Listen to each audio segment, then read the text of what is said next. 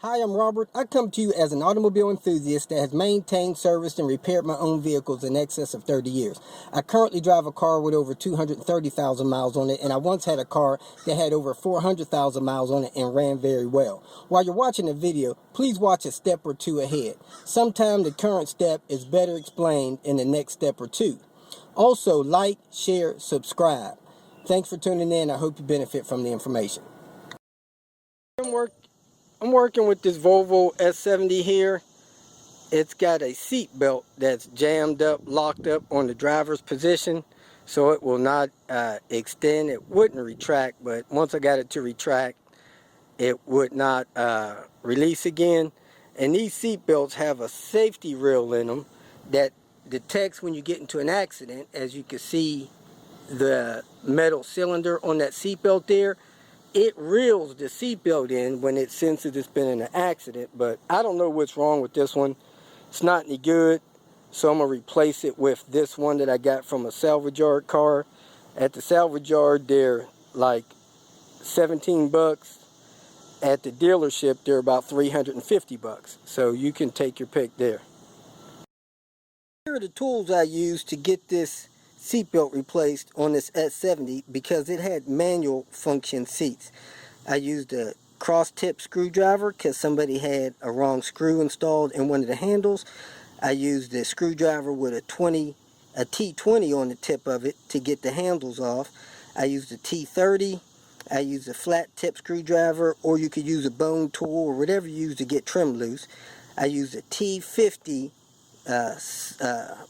socket adapter, used a crescent wrench, I used the 3/8 inch wrench, short extension, and the 14 millimeter to get the mounting bolts off, and then I got the 10 millimeter with the 1/4 inch drive to disconnect the battery. So those are the tools I used to do the job. If you got power seats, you don't need as many. First thing you want to do is move the seat as far forward and in a high position as you can so that you can have easy access to that spot where the seatbelt attaches to the seat. Okay, the next thing I'm going to do is come down here with a screwdriver and take those knobs loose. I think they're T25s, and remove those knobs from this seat because it's manual operated. If it was a power operated seats, all I would do is grab the front piece and jerk it up, knock it back about 3 inches, and then lift it out of the way. But since it's manual, I have to remove those knobs. Okay, I take the screw out of the knob and lift the knob up off of the handle there. It just comes off. Front one slid right off, as you can see. Let me work this back one off. It may have some kind of clip under it or something. Well, somehow somebody damaged this knob and it doesn't pull off like it's supposed to. So I'm just going to raise the seat and reach under it from the back and pull the bolt loose. But normally you would take this off, then you would lift this panel, the front of this panel off, knock it back about 2 inches, lift it up so you can remove the inside of this panel. Inside that panel has a clip that goes inside the airbag trigger. So you take that little orange clip, you clip it in that airbag trigger so that you don't accidentally set off the airbag in the seat. This seat has an airbag right inside here. So we're going to assume that's off, but I'm going to get that bolt from down under there since this seat is damaged. Next thing you want to do is pop the hood and disconnect the negative battery cable. This seat has a seat belt that is rigged into the SRS system, and if you unplug that seat belt without the battery being disconnected, it'll set off your SRS light. Then you'll have to go to a dealership to get it reset. So pop the hood, disconnect the battery. Okay, the negative post is disconnected from the battery and I tucked it away so it can't reattach itself. Well, now that the battery's disconnected, you're going to need to reset the radio when it's hooked back up. Next thing you want to do is disconnect the seatbelt right there at the base of the seat track, and it's a T50 torque.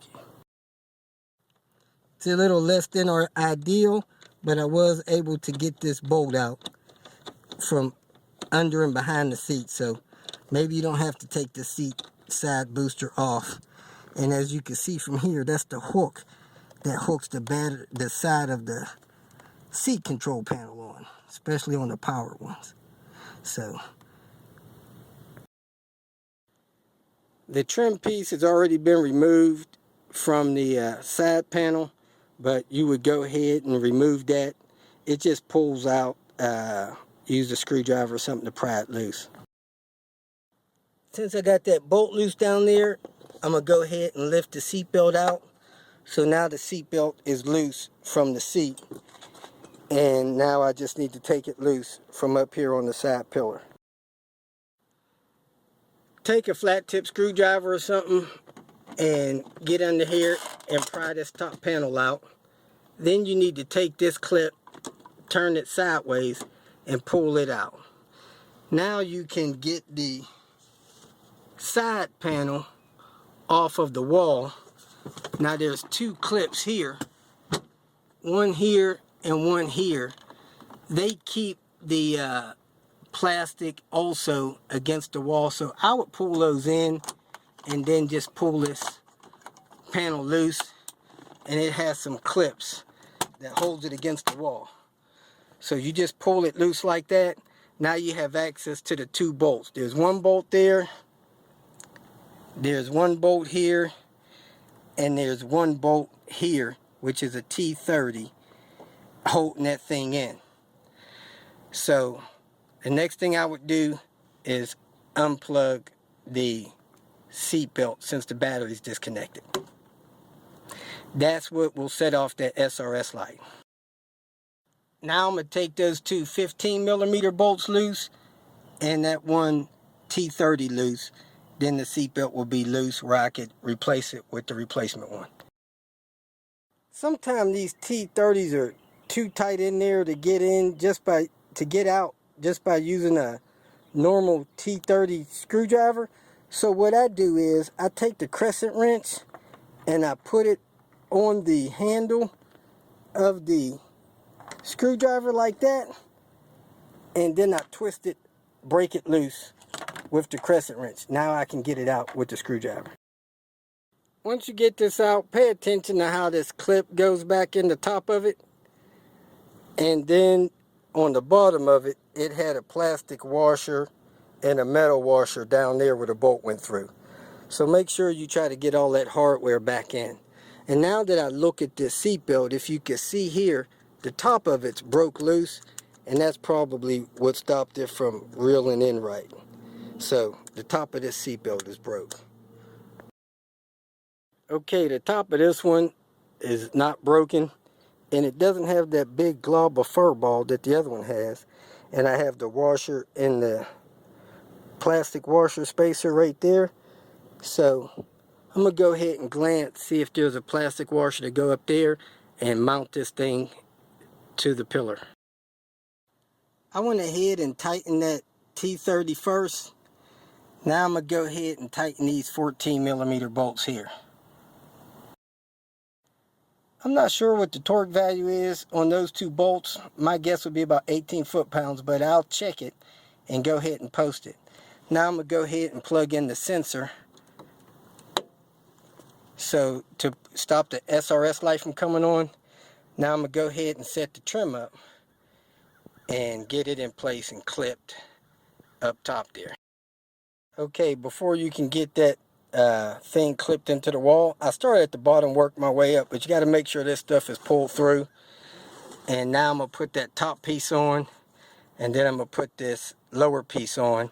Then I'm going to bolt the seat belt to the bottom of the seat with that T50. Okay, this top piece worked in the bottom first, then clipped in the top, and then this piece worked in the two tabs on the aft end and then snapped it into place. Now I'm going to go ahead and bolt in the bottom of the seat belt. Okay, since I couldn't get the side of the seat off, I'm going to go ahead and put these 2 screws back in these knobs, put these knobs on. But heck, maybe you don't need to take the side of the seat apart if you could reach that bolt from down the bottom. So it's your choice. I'm going to go ahead and secure these handles. Okay, went on ahead and connect the battery. Okay, go ahead and turn the car on. Turn the radio on. It's asking for the code. The code is right here in the glove box. So I'm going to go ahead and enter the code.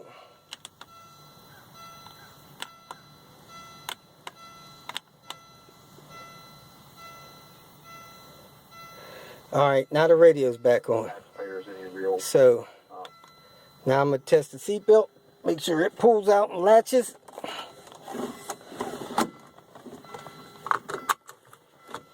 It appears to work good. So we're all done with that. Last but not least, I'm going to go ahead and get an ink pen and set the clock to the correct time. Thanks for watching. If you feel that this information was beneficial, please like it and share it with your social media friends. You can also subscribe to my channel so that you can get notification of future videos that I post. Visit my channel. I have all types of do-it-yourself videos there. You can leave questions here and I'll try to respond to them as quick as possible. You can also visit my website at robertspinner.com. Thanks again for watching.